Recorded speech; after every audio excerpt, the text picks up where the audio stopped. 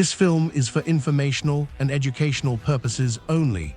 It does not aim to advertise, promote, or suggest any specific conduct. Case number 13, Carnegie's secret daughter. She was born Elizabeth Bigley on the 10th of October, 1857, on a farm near the village of Eastwood in southern Ontario, Canada. There was nothing about that ordinary Canadian farmhouse to suggest that the child inside it would one day fool the shrewdest bankers in America. But from the very beginning, those who knew her remembered the same strange quality. This girl could make people believe almost anything. As a teenager, she discovered a talent that would define her entire life. She learned how to manufacture belief out of paper and ink. According to later accounts, while still a girl, she forged a letter claiming a relative had died and left her a small fortune, and she walked into a local bank trying to turn that lie into cash. It was a clumsy first attempt, but the idea behind it, that a forged signature could unlock a stranger's money, would obsess her for the rest of her days. By the time she reached her early 20s, the small con had become her profession. In 1879, she reportedly printed up calling cards introducing herself as an heiress to a fortune, the first of countless invented identities.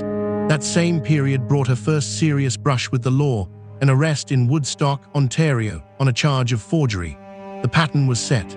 She would invent a wealthy version of herself, borrow against it, and vanish before the truth caught up.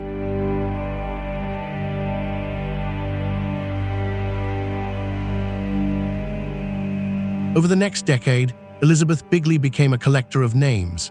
She crossed into the United States and reinvented herself again and again. She was Lydia Scott. She was Madame Lydia de Vere, a fortune teller and clairvoyant who told strangers their futures while quietly studying their bank accounts. Each new name was a fresh start, a clean reputation she could borrow against and then burn. Her marriages followed the same rhythm as her aliases. In 1882, she married a Cleveland doctor named Wallace Springsteen. When he discovered who she really was and the debts that trailed behind her, the marriage collapsed in a matter of days. She moved on. There were other husbands, other towns, other identities discarded like worn-out coats. Each man was a stepping stone, and each one was left poorer for having met her. The law finally caught up with her. In 1889, operating as Madame de Vere, she was convicted of forgery in Toledo, Ohio, and sentenced to 9.5 years in the state penitentiary. It should have been the end of her career. Instead, it was an intermission. After roughly 4 years behind bars, she was paroled, her release approved by the governor of Ohio at the time, William McKinley, the man who would later become President of the United States. She walked out of prison and immediately began building her masterpiece. She needed respectability, and respectability she knew could be married into. In Cleveland, she set her sights on Dr. Cassie Chadwick, a wealthy and well-connected widower from one of the city's oldest families. In 1897, she became Mrs. Cassie Chadwick. With his name, his fortune, and his place in Cleveland society, she now had the perfect costume for the greatest fraud of her life. This is the woman the bankers would come to know. Photographed in 1904, Cassie Chadwick looks every inch the prosperous doctor's wife, composed, formidable, dressed in the heavy finery of the era. She moved into the Chadwick mansion on Cleveland's Euclid Avenue, the gilded boulevard known as Millionaires Row, home to Rockefellers and steel barons. From that address, no claim about wealth seemed too outrageous to believe. The Chadwick residence stood among the grandest homes in America. Euclid Avenue was called the showplace of the nation, an unbroken parade of mansions, gardens, and carriage houses belonging to the richest families in the country. To live there was to be presumed wealthy, and Cassie understood that perception was the only currency that mattered. Behind that respectable address, she was preparing to spend money she did not have, in the name of a father she had never met. Now came the genius of the scheme, the single stroke that separated Cassie Chadwick from every ordinary swindler. She did not invent a fortune from nothing. She attached herself to the most famous fortune in the world. Andrew Carnegie, the Scottish immigrant who had built a steel empire and become the richest man alive, was a name that opened every door and loosened every purse. Cassie decided that she would become his secret, his hidden daughter, his guilty conscience made flesh. The plan required a witness, and the witness had to be respectable. Around 1902, Cassie traveled to New York and persuaded a Cleveland lawyer to escort her. She told him she had private business at her father's house, and she directed the carriage to the great Carnegie Mansion on 5th Avenue at 91st Street, the 60-room palace the Steel King had just finished building. The lawyer waited outside.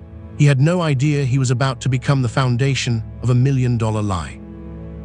She went to the door of the Carnegie Mansion and was admitted inside, where she remained for around half an hour. What she actually did in there has never been fully established, though it may have been nothing more than a brief, ordinary errand. But to the lawyer waiting in the carriage, the meaning was electric. This woman had walked straight into Andrew Carnegie's home and been welcomed.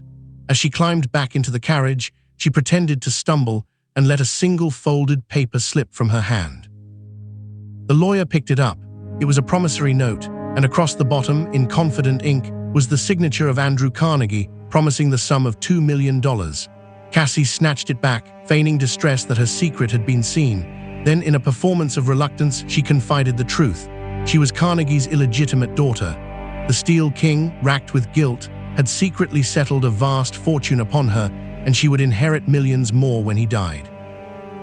It was a perfect trap, because it relied on secrecy. Carnegie was a married man and a global icon of moral rectitude. An illegitimate daughter was exactly the kind of scandal he would pay to keep buried, and exactly the kind of secret a discreet banker would never dare confirm with the great man himself. The lie was self-protecting. To question, it was to risk insulting the richest man in the world, and possibly his hidden heiress along with him. To make the fortune appear real, Cassie needed somewhere to store it, and someone respectable to vouch for it. She gathered a thick package of forged securities and promissory notes, supposedly bearing Carnegie's signature, valued at several $1 million. She brought them to the Wade Park Banking Company in Cleveland and arranged for them to be held in a sealed envelope, untouched and unexamined, like a holy relic too sacred to open. The crucial detail was the receipt. Erie Reynolds, an officer of the Wade Park Banking Company, gave Cassie a signed acknowledgement that the bank was holding securities on her behalf worth millions. He could not have known the envelope contained nothing but forgeries, but his signature transformed her fantasy into something a banker could touch. Now, when Cassie applied for a loan, she could produce a document from a real bank, vouching for millions in Carnegie wealth held safely in trust. With that receipt in hand, Cassie Chadwick became, in the eyes of Ohio's bankers, one of the richest women in America, an heiress sitting on a vast hidden fortune that only needed time to mature. She offered lenders something irresistible: enormous interest rates, paid promptly, in exchange for short-term loans against her Carnegie millions. The early loans were repaid on time and in full. That was the bait. Word spread quietly through the banking world that the Chadwick woman always paid, and paid handsomely. What the bankers did not understand was that they were feeding a machine. Cassie was running a private pyramid scheme, an early Ponzi structure, using money borrowed from one bank to pay the interest owed to another. Each repaid loan won her a larger one. As long as fresh lenders kept arriving, the wheel kept turning and the figures kept climbing. She borrowed not in the hundreds, but in the hundreds of thousands, secured against an inheritance that did not exist. The money funded a lifestyle of staggering extravagance. Cassie spent on a scale that astonished even Cleveland's millionaires. She bought jewels by the handful, ordered dozens of gowns, filled her mansion with imported furniture and works of art, and reportedly purchased pianos and grand pieces by the wagonload. The more lavishly she spent, the more real her fortune appeared, and the more eager the next banker was to lend. Extravagance was not a weakness in her scheme, it was advertising. Among the lenders drawn into her orbit was a Boston banker named Herbert Newton. He advanced Cassie large sums of his own money, business funds, and personal funds together against her promise of swift and generous repayment. In return, she signed a promissory note pledging to repay him more than $190,000. Newton believed, like all the others, that he was lending against an unshakable mountain of Carnegie gold. He was, in fact, the man who would bring the whole structure crashing down.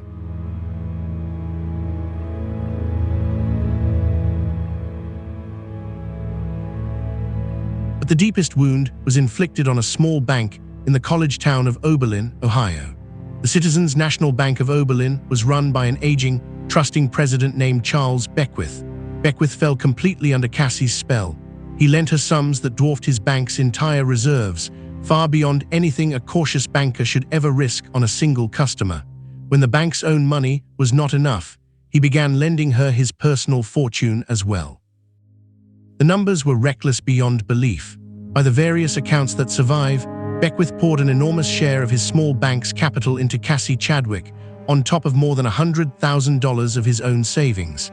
He had staked the life of the institution and his own future on the word of a woman he believed to be Carnegie's daughter. The bank of an entire Ohio town now rested on a sealed envelope full of forgeries. The wheel could only turn as long as it kept moving. In November of 1904, the Boston banker Herbert Newton lost patience. His loan had come due, his demands for repayment were ignored, and he did the one thing no other lender had dared to do. He took Cassie Chadwick to court, filing suit in federal court and dragging her secret fortune out of the shadows and into the public record. The moment the lawsuit became news, the spell broke. Now every banker who had lent to her did the same arithmetic at the same moment, and the answer terrified them. They rushed to compare notes, and the impossible truth emerged. Cassie Chadwick had borrowed against the same non-existent fortune over and over, from lender after lender. Her total debts ran past $1 million, an astronomical sum for the era, all of it secured by paper that was worth nothing at all. The panic spread from bank to bank like fire through dry grass. In Oberlin, the worst happened.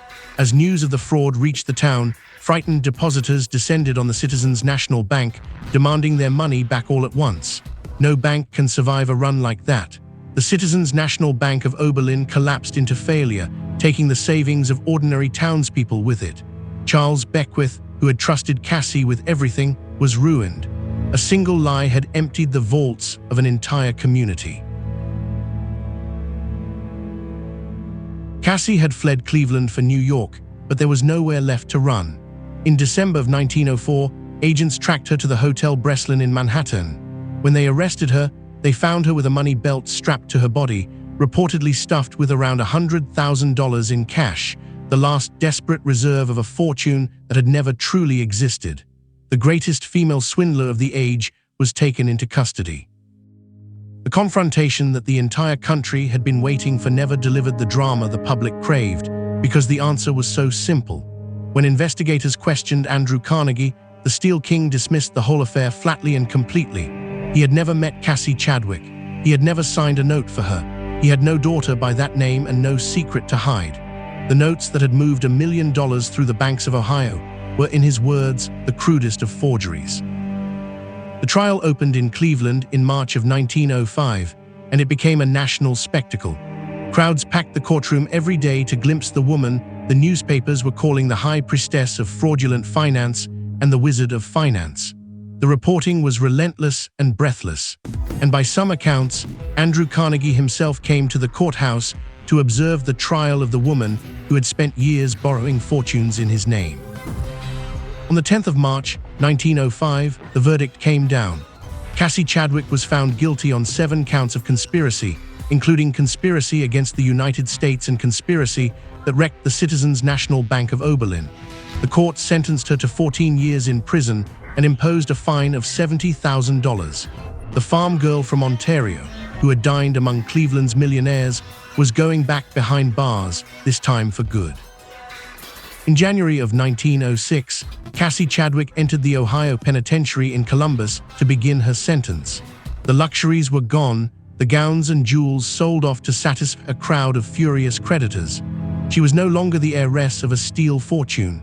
She was prisoner in a cold stone institution, her health failing, her empire of paper reduced to a court file and a prison number. She did not last long inside. Cassie Chadwick died in the Ohio Penitentiary on the 10th of October, 1907, her 50th birthday, less than 2 years into her 14-year sentence. The woman of 100 names ended where so many of her schemes had begun, behind prison walls. The Carnegie fortune she had claimed as her birthright had never been hers. It had never even been real. What she left behind was a lesson that has never gone out of date. Cassie Chadwick never broke into a single vault. She never picked a lock or pointed a gun. She simply understood that the most powerful force in finance is not gold, but belief. She borrowed against a famous name, a sealed envelope, and the universal fear of questioning the very rich. And the shrewdest bankers in America handed her a fortune because they were too afraid to ask the one obvious question. Her real fortune, the one she actually possessed, was never measured in dollars. It was an almost supernatural ability to make powerful men believe what they wanted to believe. She offered them a secret to share, a fortune to profit from, and a reason never to look too closely.